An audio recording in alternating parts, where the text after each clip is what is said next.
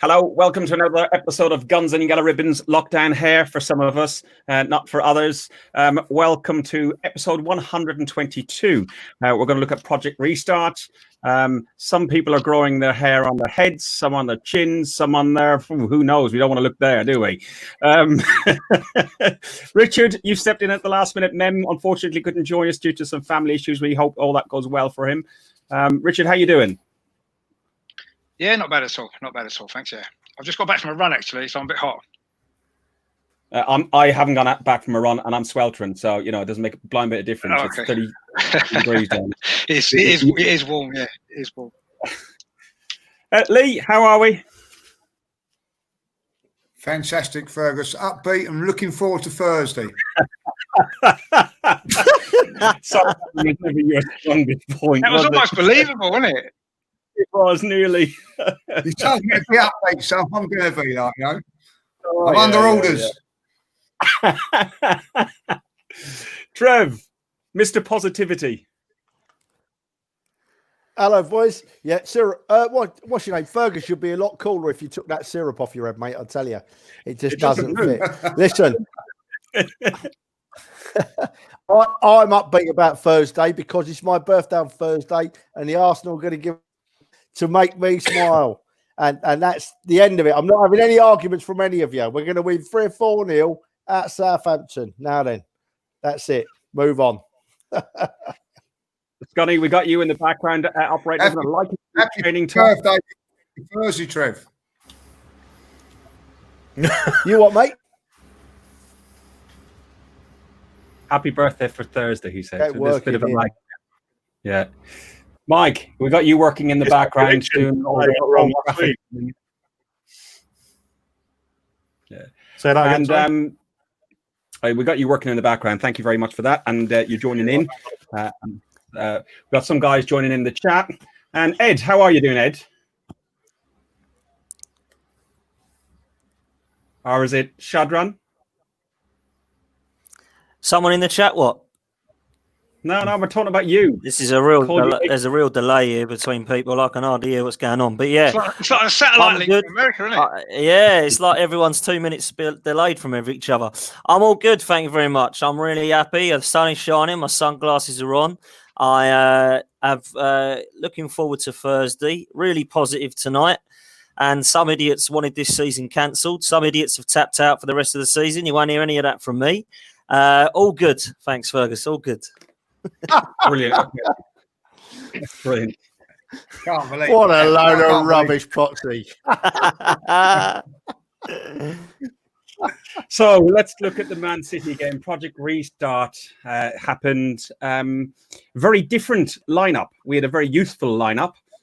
What did you make of the lineup? I'll start with you, Dan. What did you make of the lineup? No Ozil. Yeah, I'm going to take these off now because I look rather daft. I was actually all right with the lineup, to be honest with you, boys. To be honest, I actually was all right with the lineup. A lot of people weren't. They all said, how frustrating the lineup was. I was all right to see some of these youngsters. I was happy to see no Ozil. I was happy that we didn't have David Luiz starting. I was more than happy with the lineup. And I think for the first 20 minutes, to be honest with you, boys, Arteta looked like he had some kind of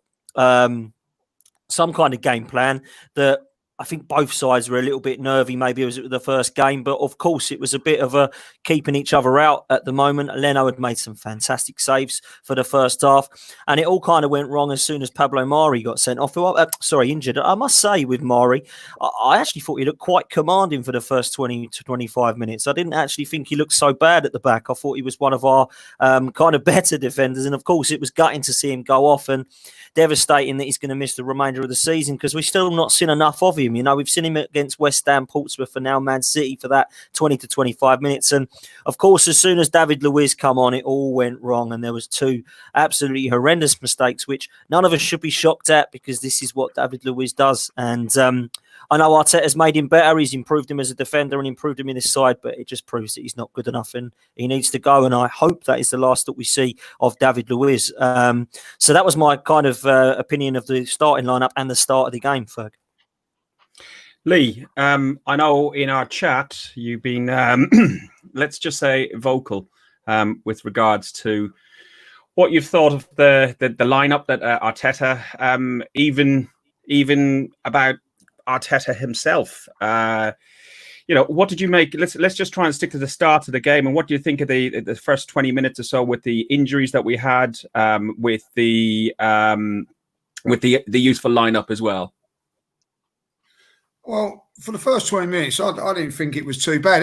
Even like the first half up until the goal, I look at it and I say to myself that, yes, City are going to make they are going to make chances. There's no two ways about that. They're a good side. So it's about digging in and seeing it through to half time and then maybe change it at half time. But unfortunately, we got to injury time of the first half, and old two Bob, he comes up with that mistake, and you think to yourself, right, is he going to change it at half time? No, maybe not. That's probably the right thing to do. But 5 minutes into the second half, old two Bob decides to go and do it again, and that puts us right into the Swanee. We're up against 10 men, game over. Simple as that. Move on to Saturday where we can get the 3 points. That's what I see of the game. It didn't quite work out on Wednesday, and it certainly didn't work out on Saturday as well. So, and I'm not criticising Arteta. All I'm saying is that I've looked at it over the last couple of days, and I think that this job may be too big for him.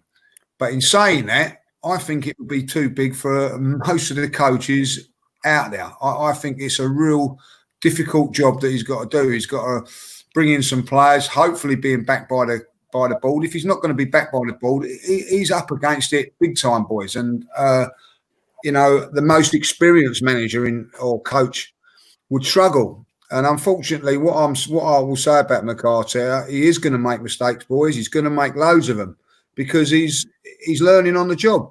And if you think that's right for Arsenal Football Club, then fair enough. My argument is that George Graham and Arsene Wenger, they made mistakes at lesser clubs, i.e. George Graham at Millwall, he was making, learning his trade there.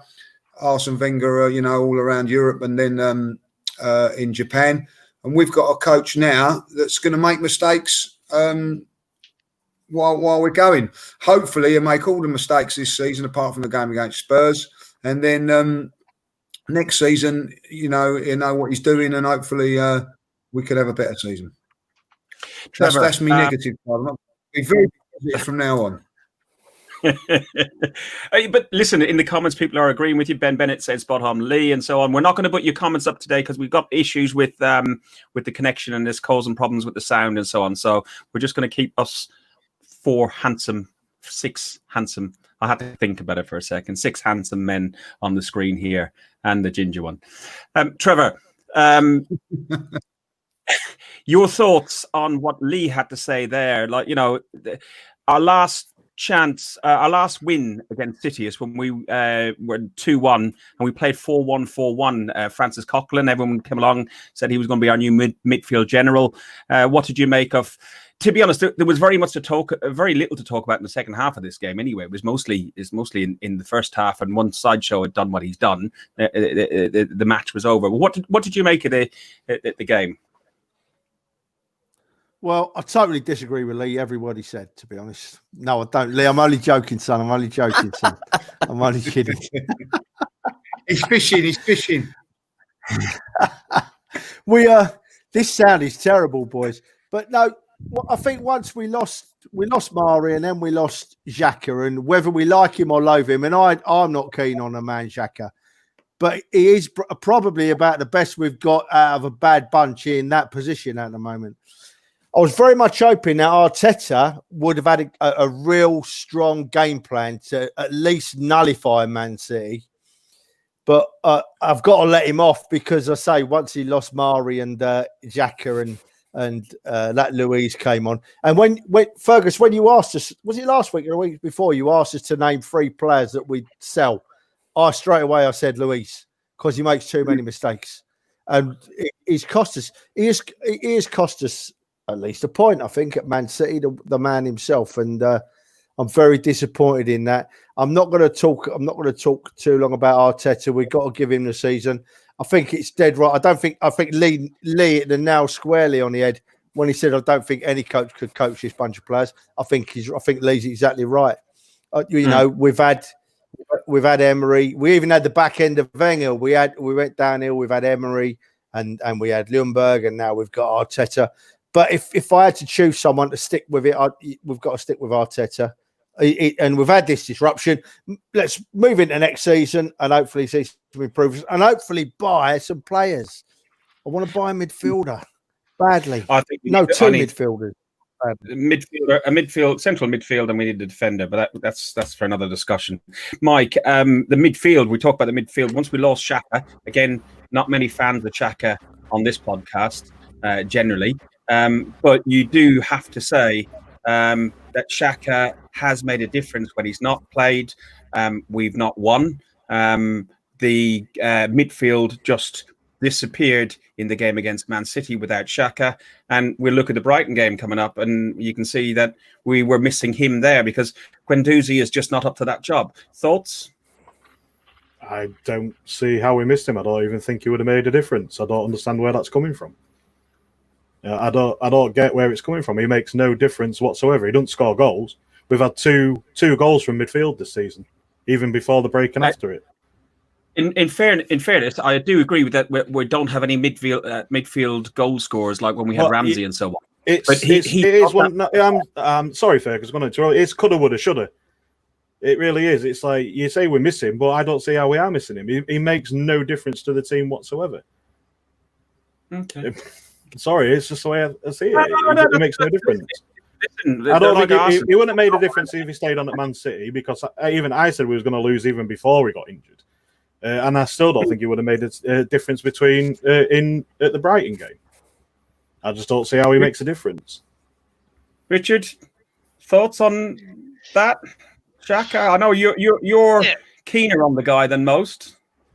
Yeah, I mean, I do think he gives balance in midfield. I mean, I understand he doesn't score that many goals. He's not scored at all this season. But I do feel that, Man City, yes, if he'd stayed on or not, probably wouldn't have altered the result as it turned out anyway. I mean, you saw again from Man City last night, they're a much better team than us. And I think that, for us to have got any result there would have taken a monumental performance from everybody. So I don't think that mattered. But I do think it made a difference to the Brighton game. He does give a balance in midfield. And when he's not there, we sort of lack that. And, I'm not saying he's a great player necessarily, but he's the best that we've got in that position. And, unfortunately, that's the situation that we're in. We need better players, clearly, but he is the best that we've got there. And when he doesn't play, I do think we do miss him. And I do think we missed him on certainly more on Saturday than perhaps against Man City. Well, having said that, when Arteta's put his plan out for the Man City game, Xhaka gets injured in the first minute, and suddenly he's got to rethink the whole structure of the team again. So it made a massive difference to that game as well. I don't think it would have affected the result necessarily, but having an injury that early in the game would have had an effect on the whole setup that it put for the team, because obviously he had a plan in place for that game, didn't he? Because the team he picked was quite a surprise, so he must have had a plan there. And obviously losing Xhaka straight away sort of threw that straight out the window, because Ceballos came on and he's not the same player, is he? He's not the same sort of player. He offers something different to what Xhaka does, and that obviously affected, I think, the way that the team ended up playing on that particular game, and again probably the Brighton game, I think, as well. We were fortunate enough to have 5 substitutions available to us in the game because of Project Restart. We had to make 2 early on. We had to make the 5 substitutions in 3 stoppages. So we had to make 3 substitutions probably when we didn't want to make them at that magic 68 minute, the Rafa Benitez minute, isn't it? When everybody normally makes the substitutions. So we brought on Lacazette. We took off Lacazette, but Eddie on. We took Eddie off for Lacazette, Guendouzi for Nelson, Willock for Maitland-Niles. Maitland-Niles got a run out, Dan, in his preferred position. How did you think he did in that role? I know it was only for 20 minutes, but how do you think he did? I think he deserves a chance in this midfield because he gives us a little bit more balance than I think most, and also the energy and work rate.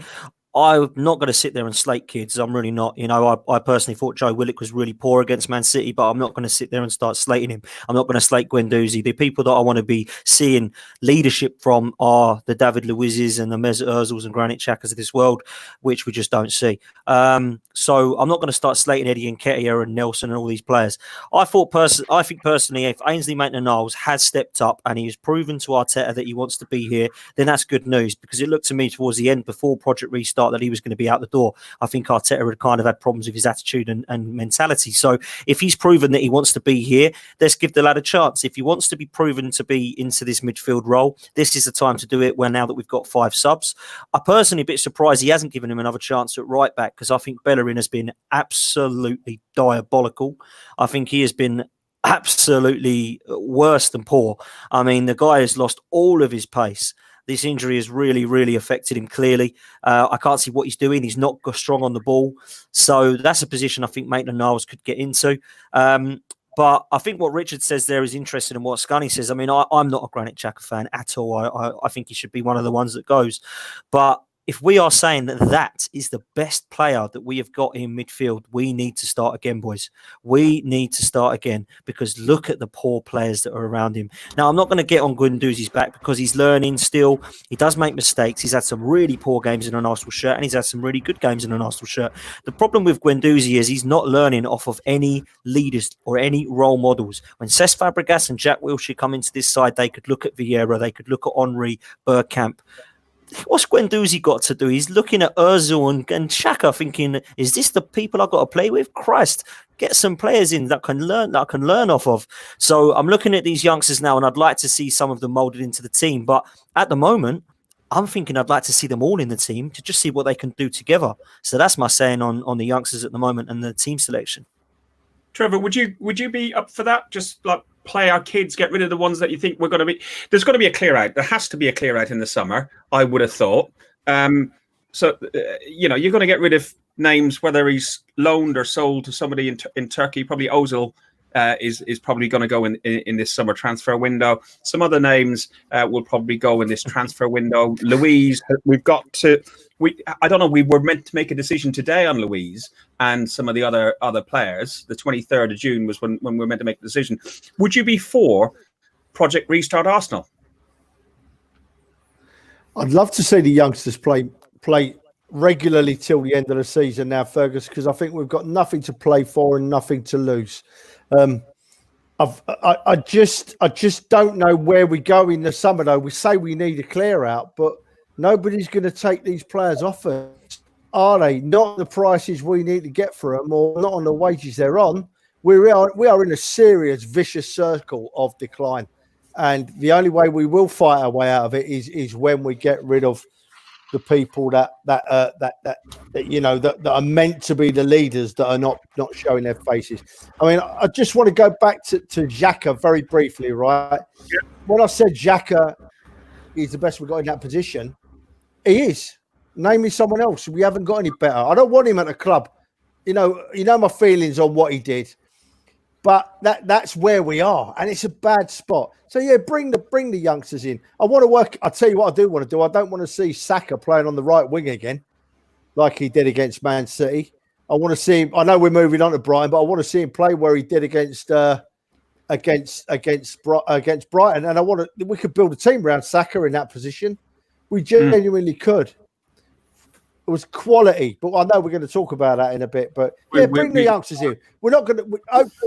We've got more of a relegation fighting around than we ever getting in the top 4. That's for sure.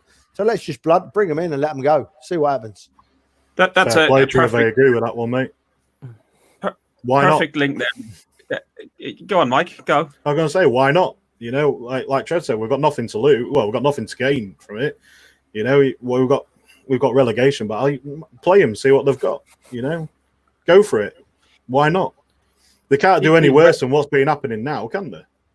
Is relegation a reality? We've got 40 points before lockdowns.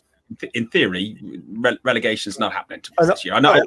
Probably not. No, but what I'm saying is we're going to be in the bottom half of the table regardless. The current rate that it's going.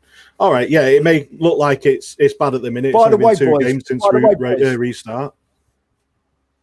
Go on, Trev. Go on. With them youngsters, with them youngsters, I include Martinez. Play Martinez for the rest of the season if Leno's out. Let's see what the boy does. We've got no choice, mate. Don't be bringing no Joe Hart in. We don't want Joe Hart. No, we don't want Joe Hart, boy. No, Lee. we don't. Lee, if we can drag you away from Twitter, like I know you got a lot of fans and stuff like No, that. I've just got some interesting news if you want to know it. You know what I mean? Go on, then. I've just been told by my reliable source. Not it. That Sauce. Did I find out last week? David Luiz has signed a new contract along with Cedric Suarez. Oh, God. 3-year deal for Suarez, 1-year deal for Luiz, and Granit Xhaka is available for Thursday. If not Thursday, definitely back on Sunday. Oh, Jesus fucking Christ! This is supposed to be this is supposed to be a positive podcast, Lee. Could you not give any negativity? Yeah, sorry. to the podcast, It's positive. Xhaka's fit is positive. Right. Xhaka's fit, so it's positive. There is some positive news. There is some positive news. Socrates is back in full training as well. He could be available for the weekend. So look, it's getting positive. Right, guys. And, enough about I Arsenal. think- What else we got to talk about? Because this is depressing. Listen, The actually, biggest positive is Bernard Leno was only going to be out to 4 to 6 weeks. So there's some positives that's come out. That is you know? positive. That's the That is only positive. positive there ever is. But what my biggest worry is if they're So- going to stop David Luiz for another year, what does that tell you? Does that tell you that we're not going to be signing any central defenders, or hopefully he might Crazy. go into midfield? That's what I might centre halves and he go into midfield. Oh, Saliba, mate. That's our defender. We've already We've got him. got Saliba, yeah. We've got Saliba coming in, so we've got one defender coming in. It's just but you could have And Mari, Saliba. we signed Mari as well, aren't we? Exactly, Richard. I was going to say you could have Saliba, Lewis in the middle, and then you could have Mari at the other side and play a 3 at the back. David Luiz, the only year he had a decent performance at Chelsea, he played in the centre for 3. So, listen, I've always said he's a 2 out of 10 or a 10 out of 10 player. I haven't seen a 10 out of 10 performance, and we might have had a slight inkling one game that he's played for Arsenal that he's been good in that way. But apparently he's really good off the pitch, good in the dressing room, good for leadership skills. And we talked about all that the likes of Guendouzi don't have leaders and stuff to look up to. So the guy's won stuff. It's got to be good. What I was going to ask you, Lee, was if we've got the issue with all these players on huge wages, like Ozil on 350, and why the hell would anybody want to sign him and pay us 20 million or 30 million for him, and then he'll command a huge wage? Would you be in the marketplace to say, we'll lend him to Fenerbahce for a year, we'll pay half his wages, and they give us a 10 million fee or something? You know, there's got to be a way to restructure it. Pay all his wages. Pay all his wages. Ike him out. They're not going to paid a lot. Take the hits. I'm with Pay Trev all on that. his I wages. think it's time now. I think it's time to pay up their contracts and get them out. You know what I mean? Like, take a hit on them. If it means, as Trev says, getting them on loan and paying all their wages, then so be it. Because I think what he's doing is causing uncertainty, uncertainty with even with the fan base. You know what I mean? Come the game when he's being left out, then he's on the bench, then he's not come on, and you know everybody's going, oh, this and that. I think it's putting untold pressure under Arteta. I think it is. You know, the statement about that it was a tactical reason to leave him out of the Man City game, and then just to bench him against Brighton, which we'll talk about the Brighton game separately. But what did you think about the tactical decision? Well, I think, you know, in my eyes, you know, I mean, I think that all of us here would have turned around and said, like, that threw me there, like Scully just disappeared, like a magician. Like. So, no, what I think is that I think when we all picked our teams we all turned around and said, and I'm a big believer of this. You know what I mean? We was going to have 40% of that play at the maximum, and you know, so that's 60% of Ozil at his weakness. So I felt it was the right decision to leave him out. Is it the right decision to leave him out completely from the squad? No, he should be in the squad of 20. And then you get all the rumour mill coming about, you know, why he's been left out. One is because he refused to take the knee. Another one saying, you know, he's not going to have that on Black Lives Save Black Lives and all that on his shirt, on his shirt because of the robbery and all that. All total conspiracies that just add more fuel to the fire, make it, I just think it's not right. So instead of just, and I agree with Trev now, it's time to just, it's obvious that Arsenal don't want him. They don't want him there. It's obvious. So do the right thing by the man and say, look, thank you for your service. Here's some. Do a deal with him. Do something that we can deal with him where we can out. Don't try and keep forcing him out by dropping him and doing things like that. I don't think it's the Arsenal way, boys. I really don't. I think let's be honest up front.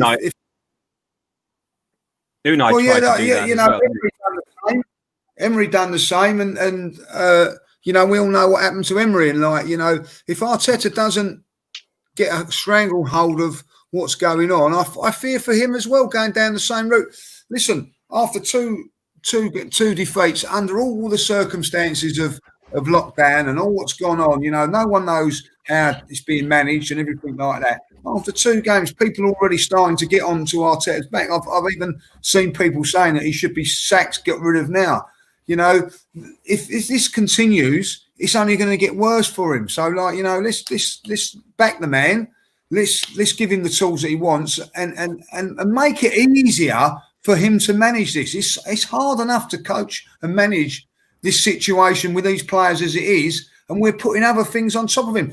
Emery, with all the experience in the world, couldn't handle that situation himself. So now what we're doing, we're going to pile all the same sort of pressure on a novice. I don't think it's fair. Richard, finishing up on this game, it was our first opportunity to watch British football, or English Premier League football, and it was on Sky TV on 2 channels. One had fake augmented sound, and one didn't. Which did you choose? Which did you prefer? Did you click and try between them? What did you think? Just quickly, actually, just before I answer, I just want to go back to the David Luiz thing, right? Arteta said he wanted to keep him, and it's good to see that the club have backed his decision. Whether we want to keep him or not is irrelevant. Arteta wanted him, and the club have agreed and done what he wanted. So that's a good sign for me. That means that hopefully, when Arteta says he wants to buy a player, the club will back him then as well. Let's hope that's what's happening, because I think that's quite important that they've done that. Because if the club got rid of David Luiz against Arteta's wishes, then that's undermining him right away, isn't it? So I'm actually happy that they've done that. Whatever we think of David Luiz, Arteta wanted him, and he's got him for another year. So well done for the club for sorting that out, and hopefully it's the start of something better.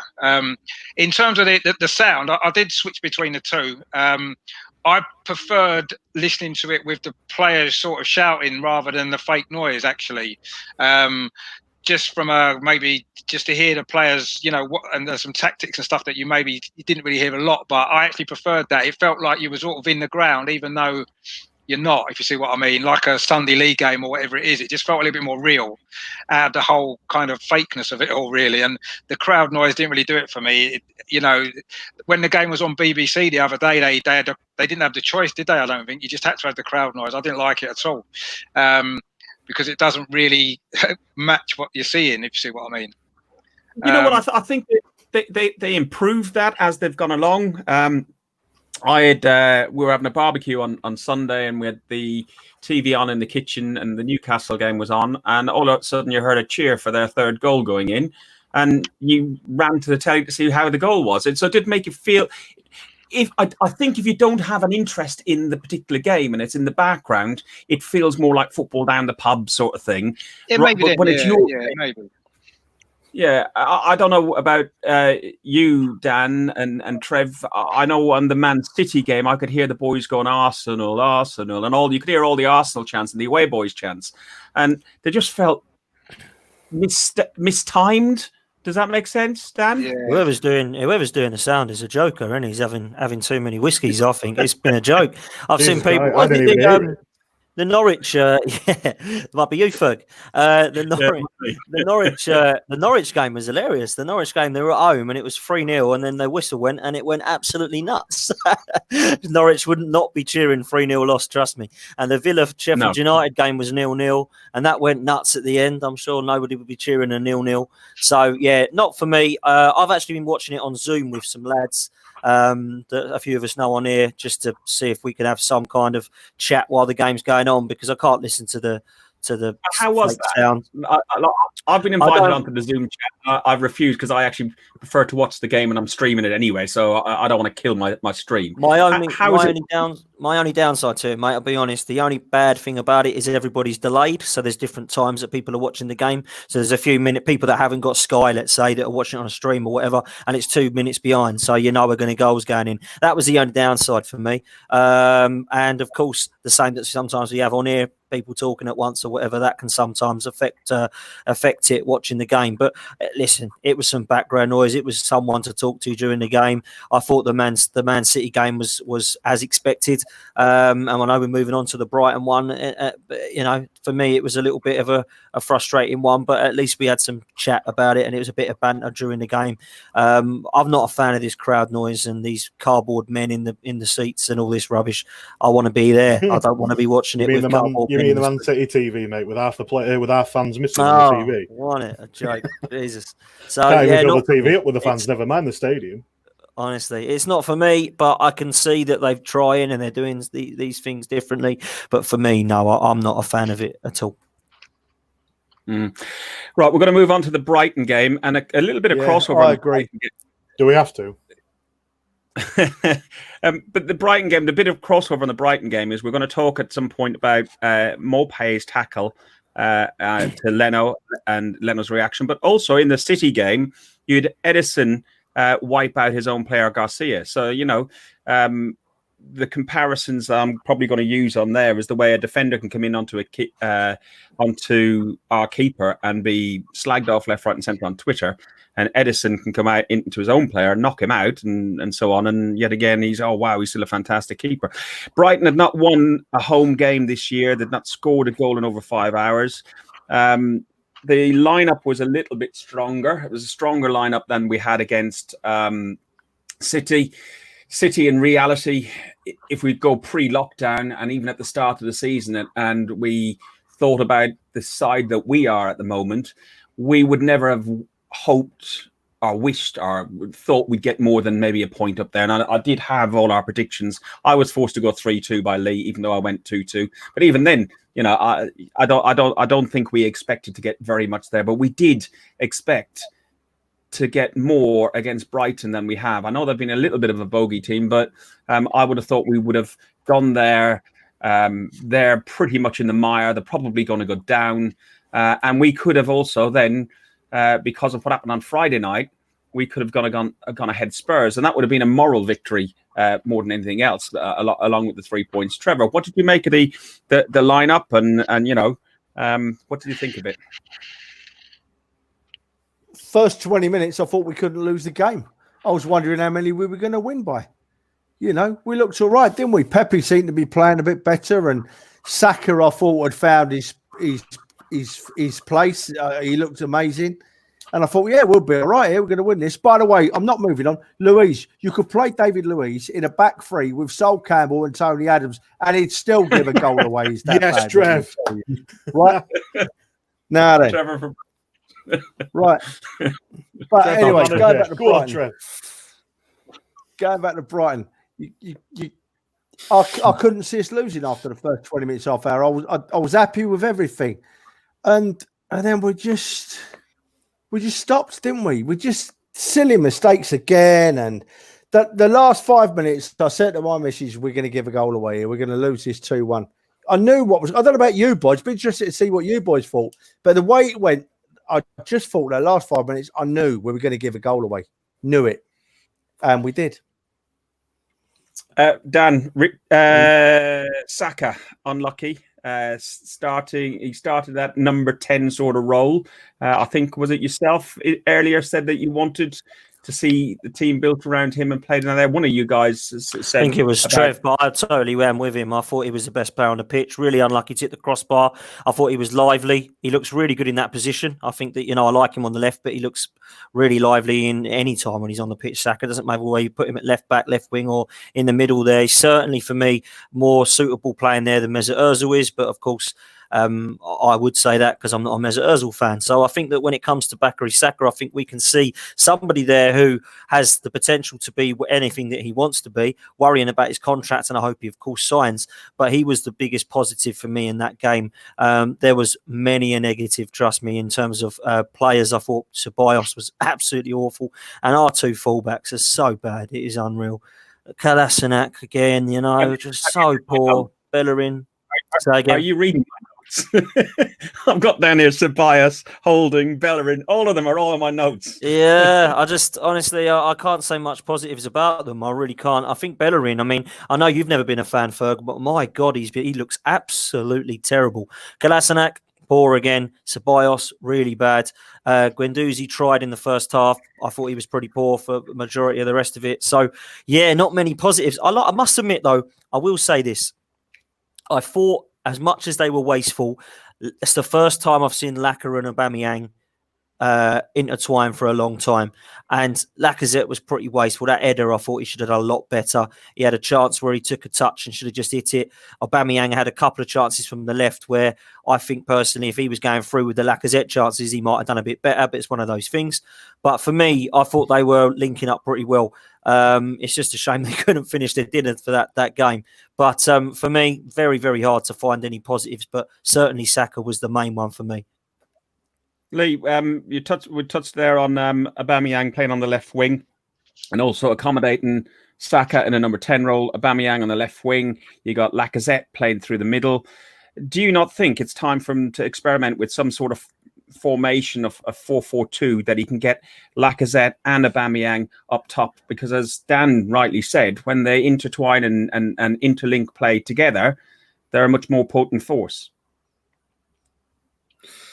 Yeah, then you lose the midfield battle with the extra man in midfield. I think that it's got to be the way it is. Unfortunately, now it looks like Aubameyang's going to have to play wide left for the foreseeable future unless they decide to go with Saka going onto the left-hand side now and bringing Aubameyang in the middle. That's what I would do now.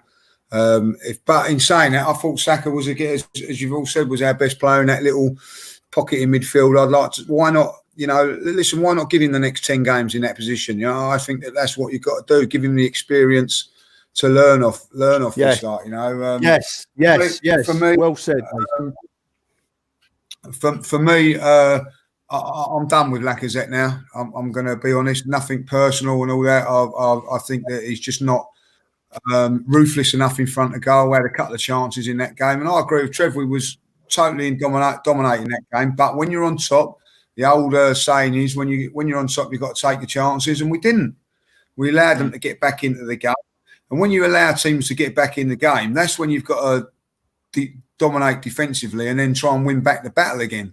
And, we've got a fantastic goal. Pepe done really well. And then it's just, right, let's defend it, and I think that the naivety of Arteta come into play there because, as we said, Bellerin was getting absolutely slaughtered on the right-hand side. We didn't put somebody in front of him to shore it up.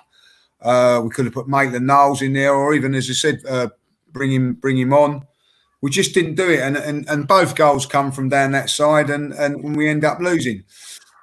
I will say this one thing. I'm going to try and be a little bit positive now because we've got to just forget about what happened before lockdown. And think what's going on in this, because it's a mini sort of new league now, and Brighton will be at the top now because they've just gone and got a point at Leicester.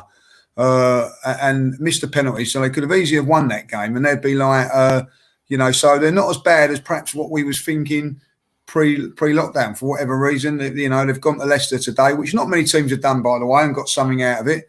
So perhaps our optimism and that has been our downfall, because we're expected to beat these teams, and it hurts a little bit more. I've certainly hurt more after the Brighton game than the Man City game because I expected us to get a result against Brighton where I did against Man City. So I'm going to go to Southampton with my expectations a very level playing field and see what happens.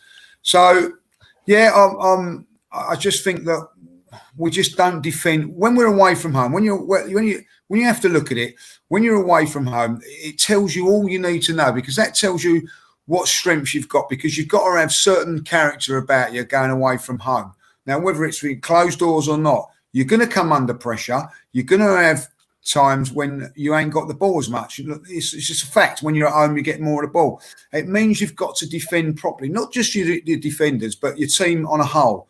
And we just don't do it. We just fall short of it. It's our weakest part of our game. And that's why we're, 25 games without beating a top 6 side. And we're going to lose to teams like Brighton and other teams like that if we don't take our chances and defend like we're going to do. So we're in a little bit of a mire about that. We've got to sort out the defending and sort it out, not just because I have to say this, Tony Adams, Sol Campbell, fantastic defenders, right?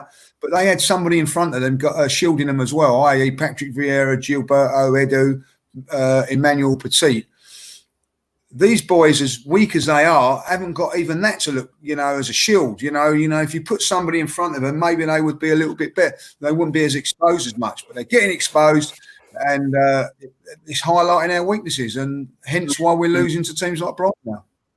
Richard, thoughts on Rob Holding? What did you make of Rob Holding's performance? It was the first one back for a little while. Personally, I thought was quite rusty. Yeah, I mean, he was rusty, but I think that was to be expected. I mean, he's not started the game, has he, since November, I think it was. So, he did okay. I mean, I think what the Brighton game showed more than anything is that in the Premier League, it's a lot of small margins in games, isn't there? I mean, we could easily have been 2 or 3-0 up and game's over, but we don't take our chances. And then at 1-0, it was really, really poor game management. Not only, Arteta slightly maybe to blame for that, but the players as well. At 1-0, you've got to see that game out.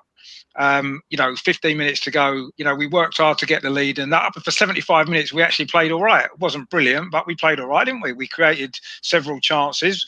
I agree with everyone. Saka was fantastic. He's the future of this club, isn't he? Without a shadow of a doubt. We've got to get him contracted up, and I think we need to make sure we keep him. But it is just small margins, isn't it? I mean, the equaliser was just sloppy defending again, switching off from a short corner.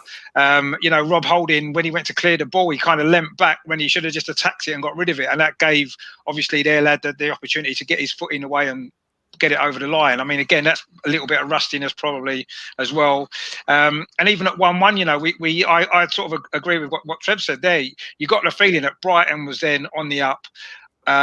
And we're not very good at seeing out a result, are we? Especially away from home. I mean, we haven't won one away game, haven't we, since the start of the first game of the season? So, we've got an issue there. And we can't see a result out. So it was a risky policy to try and hold on for a 1-1 draw. We should have tried to go and win the game, and ended up, it's ended up costing us, right at the end. I mean, going back to what Peter was saying about throwing all the young players in principle, that's a good idea, but I just think it might really knock their confidence if they're playing in such a poor team and losing games.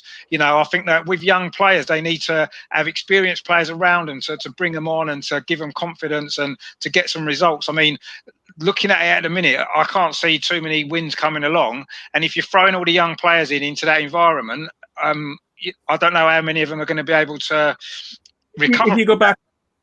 If you go back to the class of '92 with Alex Ferguson, and he had his young kids, and you'll never win anything with kids, as Alan Hansen famously said.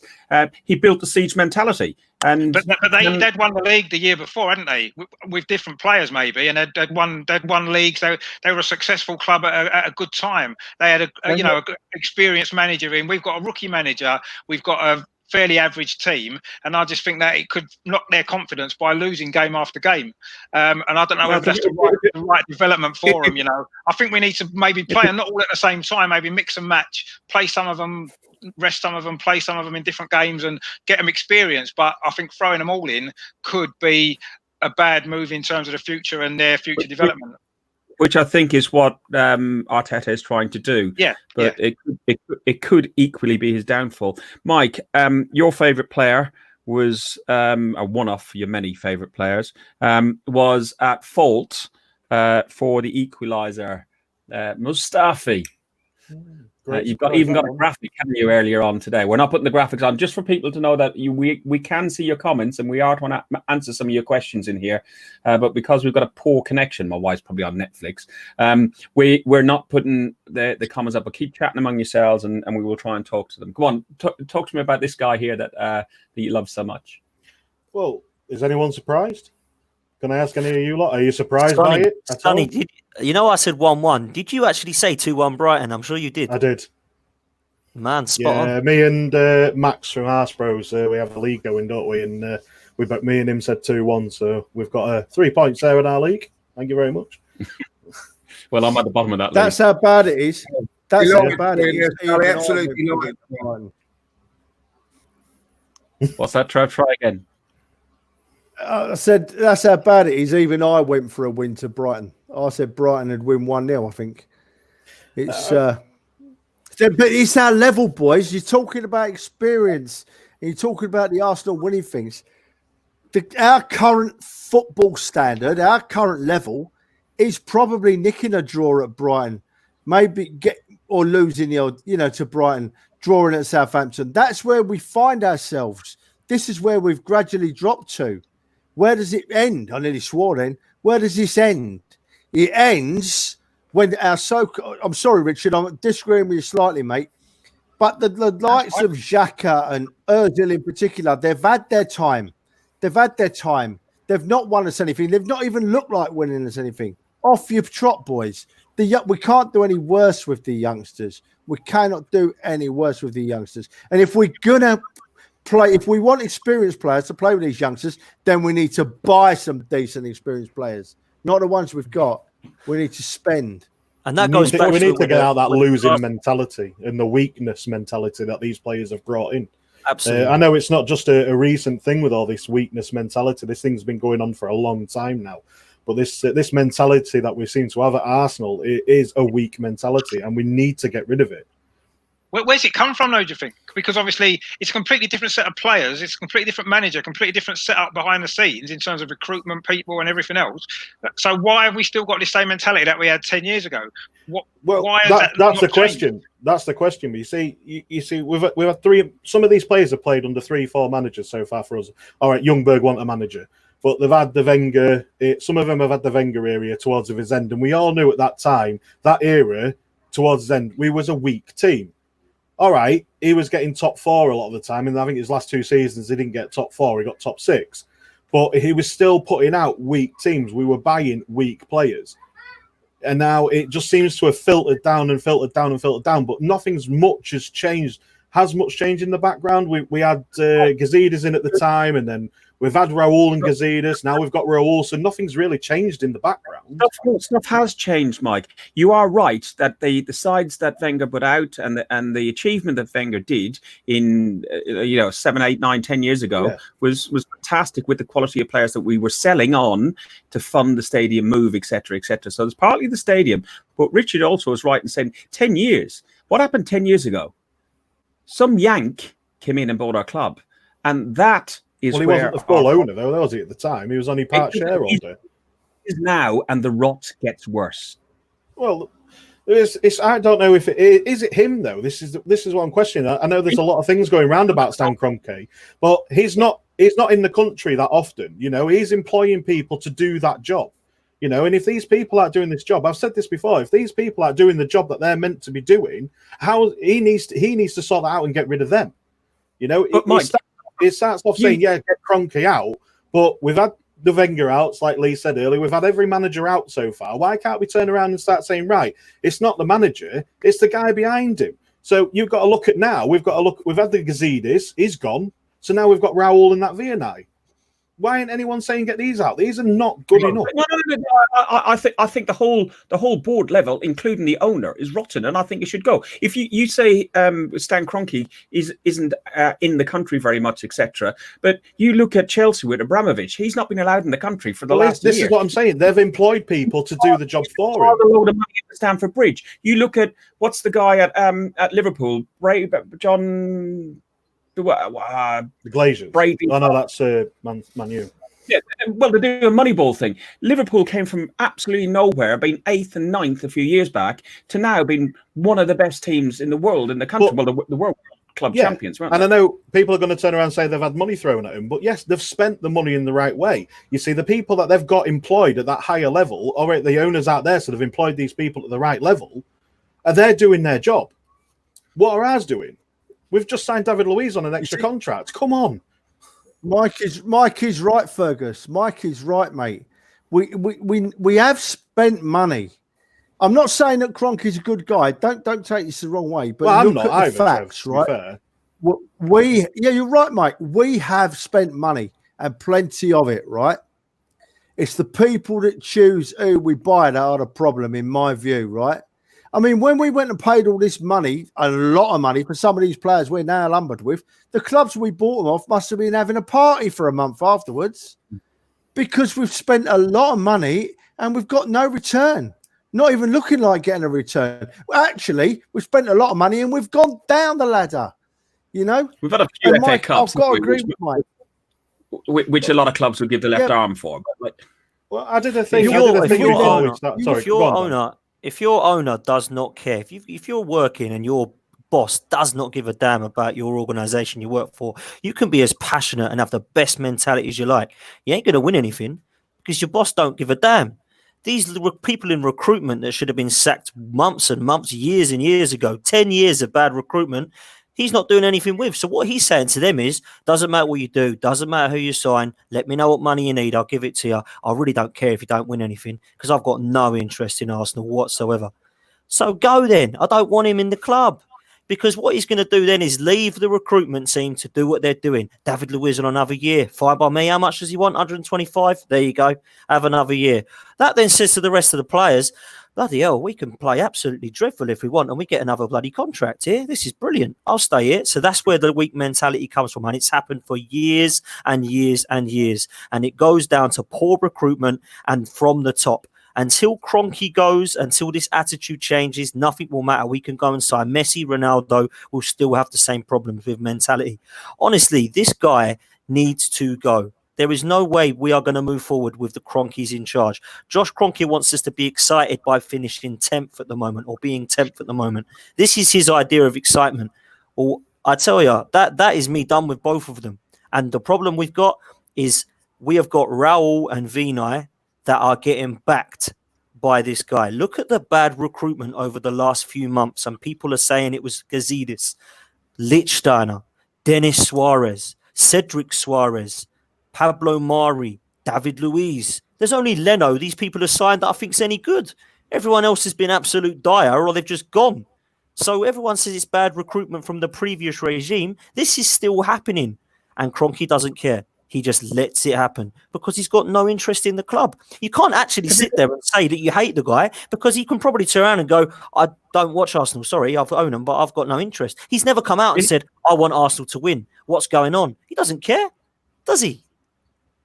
No, he's got an appreciating going on for more than when Kroenke was here. Like, let's get this right. It's not the Kroenke who's the problem, right? The problem is, right, let's go with it. We have been saying for I don't know how long now, going back, we need a decent goalkeeper and a centre half, and we were 2 players away from challenging for the title. It went on and on and on. This was before Kroenke came along, and now when I look at it, right, Liverpool, two seasons ago, I watched Liverpool play 2-3 seasons ago, and I turned around, I've done it on an interview, and I said, if they got themselves a decent centre half and a goalkeeper, they'd be a top team.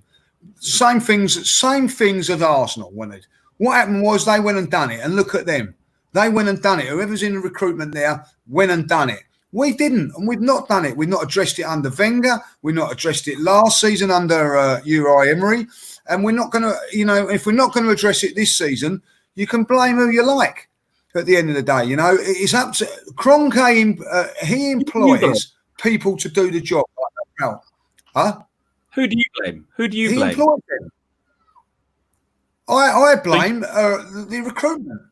The recruitment last season, I've seen it. You know it. We know it all here. We needed a decent back four to build and start that. He didn't address it. He's brought in Socrates, David Luiz. They're not good enough. Now, at the end of the day, you know, who's in charge of them people, though, Lee? That's what I'm saying. He needs to sack them. Listen, if you're in a job, if it's like with my dry cleaner, I employ somebody to go and press trousers. If he keeps pressing them wrong, I'm going to sack him. You know what I mean? Like at the end of the day, you know, the feeling is, you know, when they come for an interview, like for my guy Paul, when he come for his interview, he said, I can press on that. And I believe him because I don't know. I said, all right, Paul, what can you do? He's proved to be a good presser. So I let him carry on pressing. You know what I mean? Like at the end of the day. But what's that? He doesn't know. If he starts putting double creases, he's out. You know what I mean? It's as simple as that. But what I'm saying is, you know, realistically, I don't know how to press a pair of trousers. So Kroenke don't know how to go and buy players. So he employs someone to do that. And what they're doing is keep completely mucking it up. So now I look at Kroenke and I'm going to think to myself, right, are you going to trust these clowns to go and get these players? Now, if he gives them another 100 million, say, this season, and they mess it up again, I expect Kroenke then to say, right, no, you're out. And if he doesn't, he continues to keep doing it, then the fans have got to turn around and say, right, well, you know, basically, you're all crap, all get out. You know, at the end of the day, the recruitment hasn't been, it's not been right. But in saying that, they've got recruitment, Lee, if it's recruitment, ultimately that lies at Raul and Vinny's feet. And well, there you go then. Fergus, come on, let's have a debate about this. Anybody here on this panel rate Socrates? Does anybody rate him? No. Does anybody rate him? Yes or no, right? No. So how comes a scout has gone out and said, this is the man for Arsenal? None of us don't rate him. So how can a scout, what does he see that we don't see? It's a sackable offence, isn't it? Surely it's a sackable offence. That is the thing. That is the thing that the Kroenkes need to do differently. Karen Russell just put a comment up there, and she's dead right. Kroenkes should now be looking very closely at Raul and Vinay. That's where they should be focusing their attention, because Kroenke owns the club. He knows nothing about football. He's put his faith in some people to make the football club great, and he's given them money, and they've let him down. So if I was Mr. Kroenke now and I didn't want to sell Arsenal, I wanted to keep it, I would now be saying to Mr. Vinay and Mr. Raul, on your bike, you've had a lot of money, and I've not seen the improvement. As a matter of fact, I've seen this get worse. Yeah. So if Mr. Kroenke is going to stay, he needs to look very closely at Mr. Raul and Mr. Vinay, and he needs to say, I'm not getting a return here, off your trot. Well, so how long? Hang on, Mike. 1 second. By the way, listen, we bought Luiz, right? Why did we get Luiz from Chelsea? Why? Not because we wanted him, because Chelsea knew he wasn't good enough anymore. Chelsea wouldn't sell us a good player. Chelsea knew that it's past his sell-by date. They did the same with Cech. As much as I love Peter Cech, Peter Cech didn't pull up anything for us, did he? He was average at best. You don't buy players off of Chelsea and off of Man U. Look at who we got for Man U: Mkhitaryan and Welbeck, right? These other Premiership teams ain't going to sell us anybody that will carry on playing in the Premiership. What's that? Our recruitment's on the pot. Right, anyway, looking on a brighter note, Fergus. Let's move on. We get it. Recruitment's done and Kroenke needs to go. We get it. Let's move on. this man, right? This man, Richard, right? How did you get that goalkeeper yesterday? I thought I'd have everyone with Malcolm Webster. I thought no one would get Malcolm Webster in that picture, mate. He didn't play many games, did he? No, he only played 6 games, never won a game for us. Yeah, he did, yeah. Listen, when it comes to Richard knows his stuff. Yeah, Richard's stuff. Yeah. Rich is our hoggicle almost, isn't he? So yeah, he does seem to know a lot. He's fantastic. We went out and bought Jeff he got Marshall the other week. I can't believe that. You know what I mean? Like, unbelievable. You know what I mean? The last thing I want to discuss before we finish, and we are going to run over again because it seems to be the thing these days. We haven't really looked forward to the Southampton game and the FA Cup game, which I said we were going to talk about. But briefly, who thinks what Matteo Guendouzi did to Mopé after the game was a brave or a cowardly thing? Who thinks it was showed fight? Who thinks he should have done it in the game? Richard, you go first. Well, I mean, I didn't agree with what he did. I mean, it was just it was a coward's thing to do, wasn't it? Really, at the end of the game, you know, at the end of the day, obviously the challenge that Mopé made on Leno was unnecessary. We know he didn't mean to hurt the goalkeeper, but he didn't need to make the challenge either, did he? So I think at the time, maybe if we'd done to him what their guy in midfield who got man of the match, Buendia, was basically kicking everybody in our team. If we took turns in kicking him, then he wouldn't have scored the winner, would he? Because he'd probably had to go off. Doing it after the game is just pointless. And he's lucky not to get a ban, isn't he, really? Let's be honest. I mean, caught by the cameras. I mean, if VAR reckon they've seen it, what have they seen? Because he clearly grabbed him round the throat and pushed him to the floor. That was after as well, straight after the goal, and he gave him a dig in the ribs, didn't he, as he ran past him?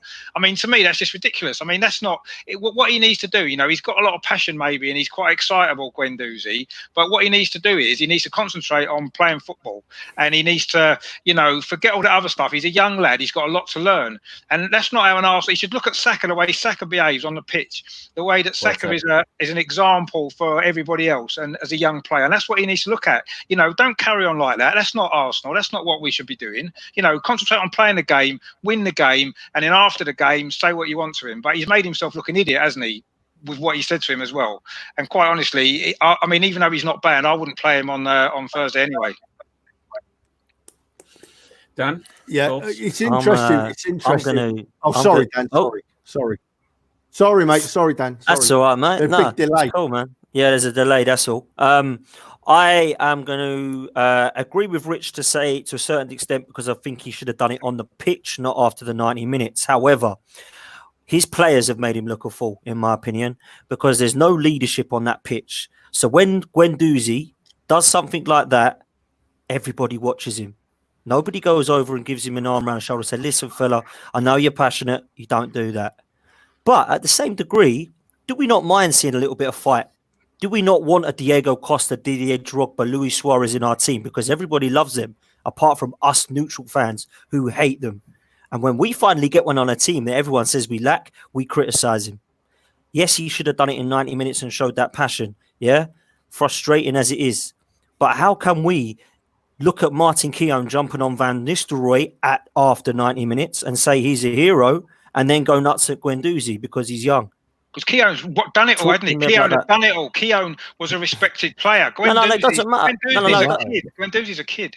It doesn't matter. Exactly. Well, that's why I've said, Rich, he needs people around him to say either you do it or you don't do it. Or they either stick up for him and say, we're going to stand by our guy, or they be weak mentality people like we are and go, oh, leave him to cry on his own. He'll be all right. He's only 20. He'll be fine. He's a big boy. No. Sorry, Dan, I'm going to interrupt here, mate. Can I just ask one thing? Where was our captain during all this time? Thank you very much. That was the Where next was thing I our was going to captain say. during all this time? Why didn't our captain do anything? Where was he at the end of the match? Why didn't he pull Guendouzi over, like Dan was saying? Why didn't he talk to him? Where was our captain? It comes back down to the weak mentality. All the time, boys. It goes on all the time. In the dressing, in tunnels, fights go off in tunnels and all that. Exactly. Good luck with them. Like, I'm getting it. What they should do was do a little bit more of it on the field. But at the end of the day, I agree with what Richard said. He shouldn't have done it. You know, it's petulant. It's petulant. Like, but you know, at the end of the day, this fella's, you know, you've got to understand frustration comes into it here. He's done what he's done to Leno. Out of everything, I think that's why I was more annoyed going up about the game on Saturday. Not only the defeat, we'd lost Leno as well, which we thought was going to be for a long, long while. So his frustrations are, you know, it's an emotional game. He's emotional at the time. You know, if it was me, as he was going past the tunnel, I'd give him a little dig in the tunnel. That's what I would have done. You know what I mean? Captain or no captain. Like, well, we found out what Fabregas did to Ferguson, didn't we, in the tunnel? So exactly. We all know, another one which we all laughed at. But Guendouzi does it, and it's like, idiot, get rid of him, naive, needs to grow up. What's going on?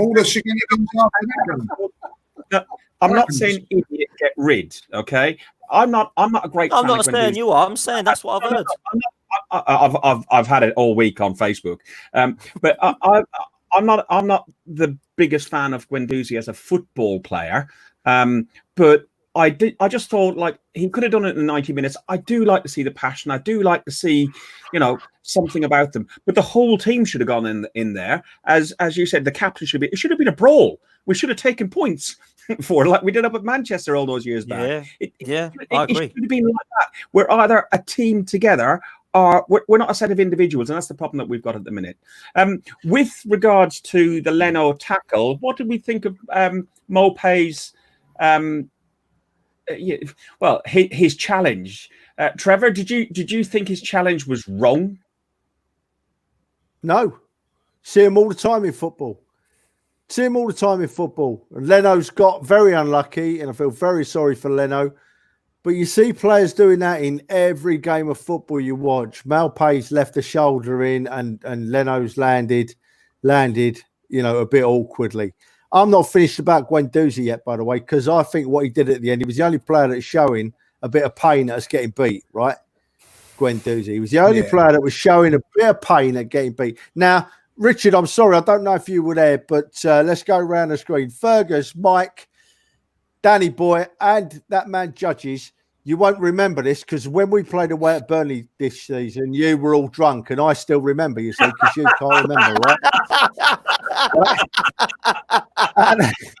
Richard was there, by the way, as well. Yes, he doesn't even remember. Sorry, Richard. Sorry, son.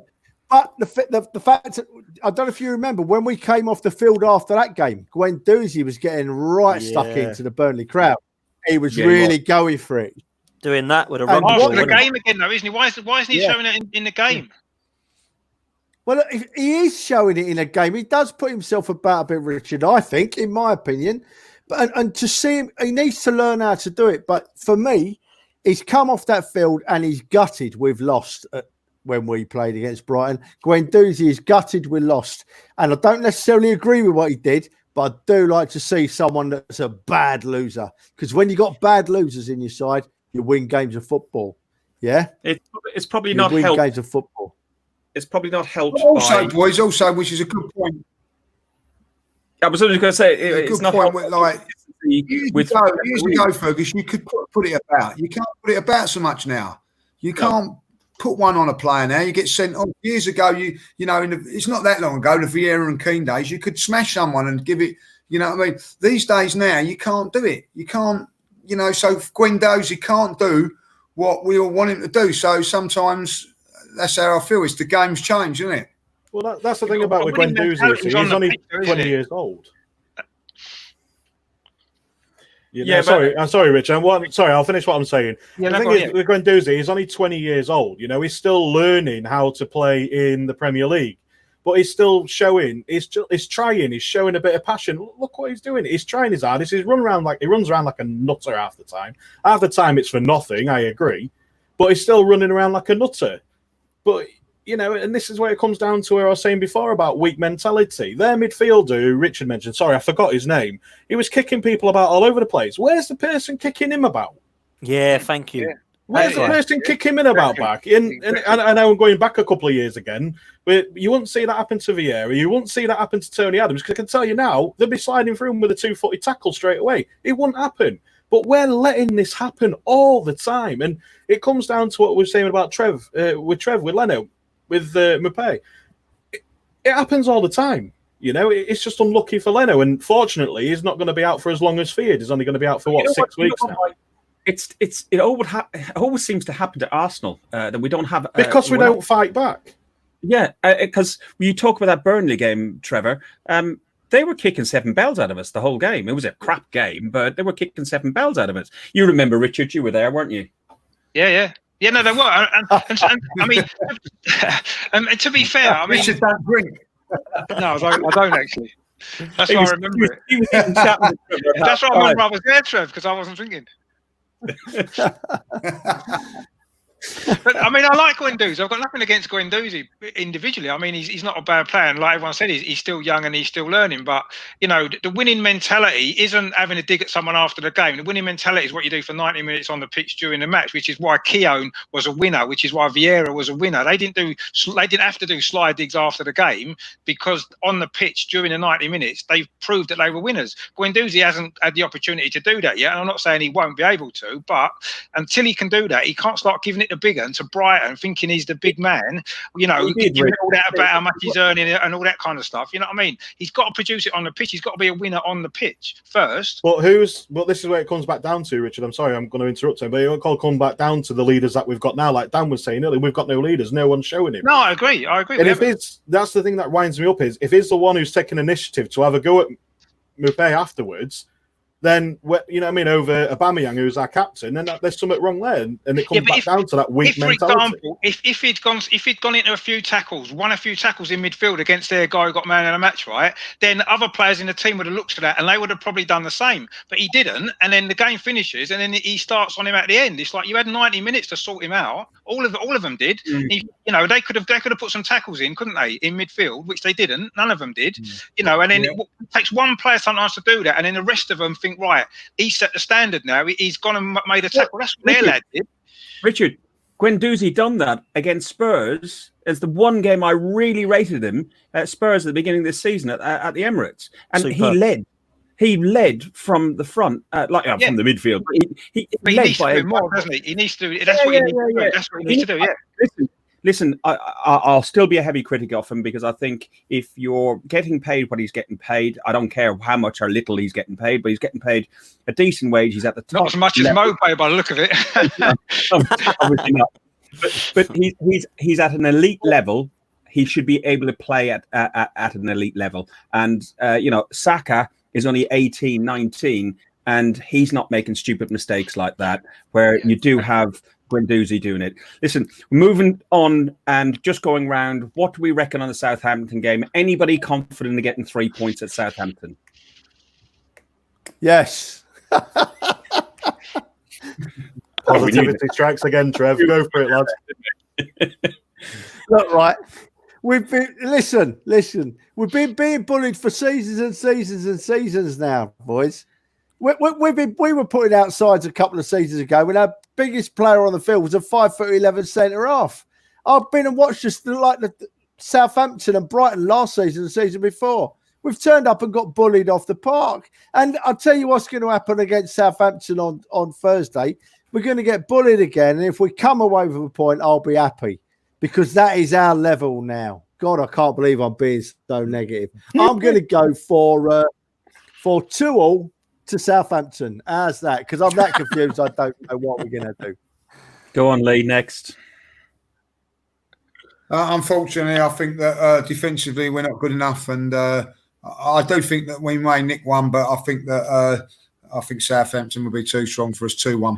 I'm going to go for. Rich. Sorry. I think we're going to have to play well to win. I watched Southampton against Norwich. They were really good. Danny Ings is a great player. Ward-Prowse in midfield. I would say if I'm going to go for a draw 2-2 just because I don't want to say we're going to lose. I wouldn't be surprised if we do lose, but I'm going to say 2-2 to try and be a little bit optimistic. Dan? I went for a 1-1 for Brighton. I was very, very optimistic there, so I'm not going to be optimistic again.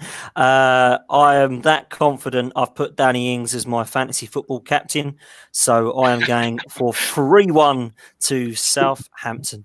3-1 loss. You heathen young man, you heathen. So much positivity, eh? Oh, I don't know. Finish this on a high. Scunny? 2-1 loss. I've got to try and stay positive. I'm going to go 2-1 victory to Arsenal, but I'm not very hopeful. God, it's bad when Trev laughs. That is bad. When Trev laughs, that is bad. I think the issue might be. Trev, I think the issue might be my next door neighbour has lit up one amazingly big spliff, and I don't like that stuff, and it's coming in the window in my office, so I can get the smell of it. So I think that's what we'll predict. That's what it'll be. That's the only That's reason what why you it'll think be. we're going to Irish and Stone. Listen, I want to talk about something else quickly, Fergus, for 10 seconds, right? If we don't qualify for any European games next season and we can all travel in, the lad that always, we all know Ben Bennett. Me and Ben Bennett are going to go on a lads drink up to Benidorm for a long weekend if we've got no European trips. So we want everybody in, please. Everybody think about it. We've got no European aways to pay for. Judges European loves trip. Benidorm. Judges loves Benidorm. We'll get a pile of Love Arsenal.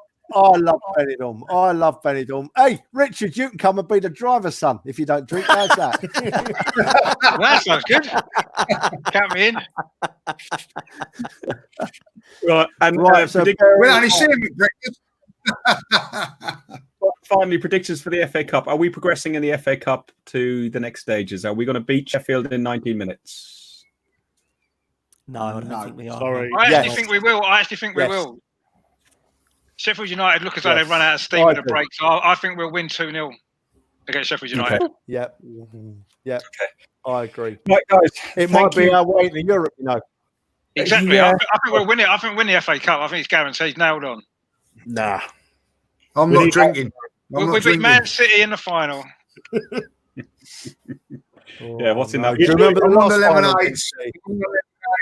Richard's drinking. Come on, Rich. We'll have the lemonades out. I'm going Benidorm. If Richard comes, I'm going Benidorm, and I'm not going to drink. There you go. I'm going to stick with Richard like that. Sounds good, mate. Especially if you look at Yeah, I'll Right. tell you what, I'm coming to Benidorm and I'm not drinking either. How's that? Yeah.